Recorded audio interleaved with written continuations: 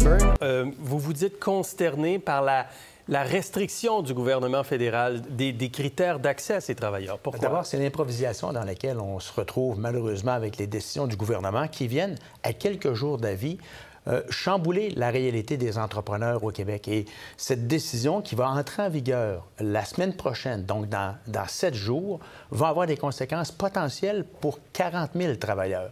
Alors, ça touche un bassin d'environ 40 000 travailleurs qui, lorsqu'il viendra le temps de renouveler leur permis de travail, pourraient se retrouver incapables de renouveler leur permis de travail. Pour les entreprises, il y a un impact important? Pour les entreprises, définitivement, il y a un impact important. Alors, au deuxième trimestre de 2024, nous avons encore 139 000 postes de toutes les entreprises de toutes les régions du Québec qui sont disponibles, qui malheureusement ne trouvent pas... Il y a encore plus de gens qui cherchent de l'emploi sur le territoire. Il y a encore plus de gens qui cherchent de l'emploi. Par contre, ça ne veut pas dire que le taux de chômage qui a monté, qu'il y a plus de gens qui sont en recherche d'emploi, que ces gens-là ont les compétences ou la formation pour être capables de combler ces postes. Alors, vous voyez, malgré une augmentation du taux de chômage, il y a quand même 140 000 postes de disponibles dans toutes les régions du Québec. Vous avez besoin de cette main-d'œuvre. Monsieur Hainaut, vous vous réjouissez à la CSN de ces restrictions supplémentaires. Pourquoi? Bien, premièrement, peut-être une chose que je vais être d'accord avec mon collègue patronal, c'est que c'est clair qu'une semaine d'avis, je comprends les employeurs quand même. C'est court. Je veux dire, sur le fond, on est d'accord. Sur la forme, je pense qu'un préavis un peu plus long aurait été... je comprends un peu le désarroi là-dessus. Mais c'est clair que pour nous, le taux de chômage, quand même, le chômage a augmenté de près de 32-33 dans la dernière année. Donc, il y a de l'emploi présentement.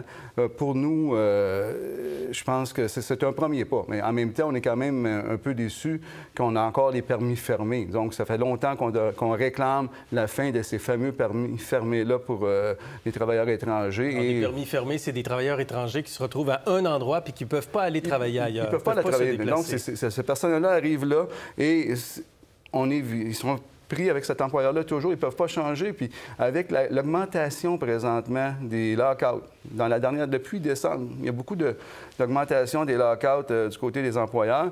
Ces gens-là sont pris à ne pas pouvoir travailler nulle part, parce que c'est un employeur seulement. Donc, souvent, je l'ai vécu dernièrement dans une entreprise de la Rive-Sud de Montréal, où il y avait 2 travailleurs français étrangers qui ont dû, la solidarité syndicale, mais sinon, il n'y avait pas d'argent pour payer leur loyer, il n'y avait rien. Là. Donc, c'est vraiment, moi, je pense qu'il faut regarder pour que ces gens-là, minimalement, puissent aller travailler ailleurs lorsqu'on les emmène au Canada. Parce qu'il y a une question aussi de comment on s'occupe de ces travailleurs-là, dans quelles conditions ils travaillent. Quand les Nations unies reprochent au Canada de quasiment aller dans l'esclavagisme moderne... Parlons-en de cette déclaration. C'est quand même une réalité, là, le traitement de ces travailleurs-là. Parlons de la réalité, M. Filion. 2023-2024, les dernières statistiques qui viennent de sortir par Statistique Canada, on parle au Canada de 12 entreprises qui se sont vues refuser ou retirer leur permis parce qu'ils ne correspondaient pas aux critères pour s'assurer que leurs travailleurs étaient dans des conditions... Ce sont peut-être des cas extrêmes. C'est des cas extrêmes, mais on parle de 12 sur l'ensemble du Canada. Donc, de vouloir faire porter l'odieux de ce programme qui a été instauré pour remplir des besoins en termes du travail. Il y a 250 métiers, vous l'avez mentionné tout à l'heure, qui sont en déficit de personnel et les conditions de travail sont dictées par le gouvernement du Québec lui-même. Détermine le salaire, détermine les conditions de travail et la vaste majorité des employeurs, on parle de plus de 99 respectent ces conditions de travail-là. Donc, je comprends que du côté syndical, ils veulent absolument abolir ce projet de permis fermé, mais si ce projet de permis fermé, il est en place, c'est d'abord et avant tout qu'il permet de maintenir un équilibre dans le marché du travail et les employeurs qui font des démarches pour se trouver des travailleurs étrangers investissent entre 9 et 15 000 par travailleur. Et si on était capable de trouver... Est-ce que vous le voyez, cet équilibre-là, compte tenu de la pression qu'il y a eu dans les dernières années avec le manque de main-d'œuvre? Écoutez, oui, il y avait un manque de main-d'œuvre. Ces gens-là sont venus nous aider, puis c'est bien, mais ces personnes-là sont pris en otage avec les permis fermés. Parce que tu peux être un mauvais employeur, puis ces gens-là ne peuvent pas aller ailleurs. Donc, si les permis étaient ouverts, moi, je crois que les employeurs feraient plus attention à leur personnel et il y aurait moins de problèmes de rétention. Donc, on garderait nos gens.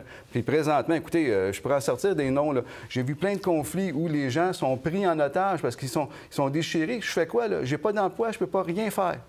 Et il y a des travailleurs, par ailleurs, au Canada, au Québec, avec le taux de chômage qui augmente.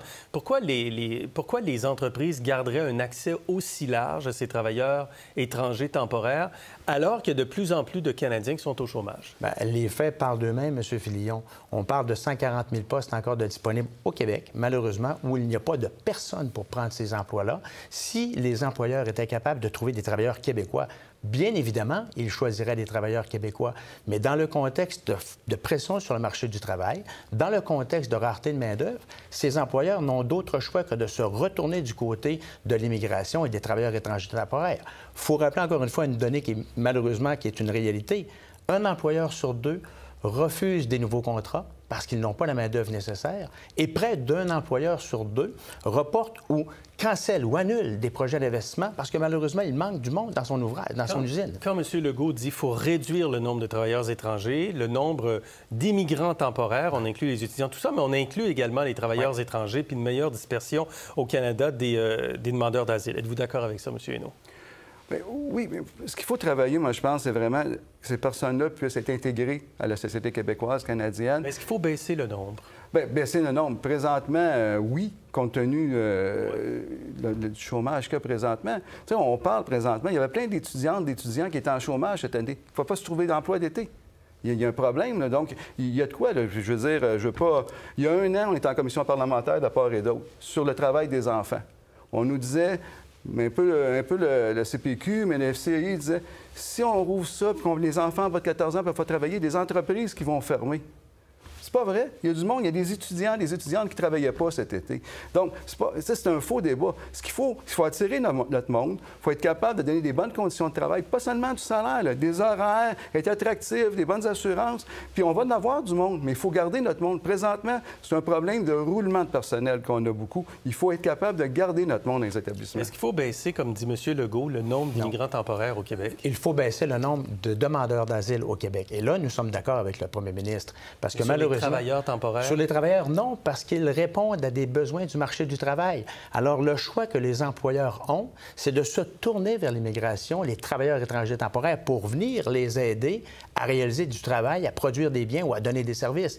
Là où on rejoint le premier ministre, c'est sur les demandeurs d'asile.